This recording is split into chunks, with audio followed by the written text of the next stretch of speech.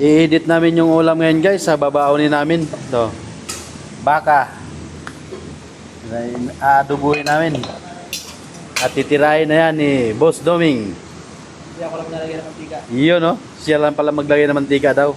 Si Boss G pala ang magmikos-mikos. Iyon no? Mikos-mikos boss. Nahalo na tuloy yung bawang, gigisahin pala pala. Hindi, nagigyan ka din. Sadyang ganyan talaga yan. Tapa. Nakahalo na pagka nag-marinate ka naman. Pero dapat ba nga... Ayan na guys, ilalagay na. Iyo no. Paldo na naman yung tiyan namin ito bukas. Di ba Boss J?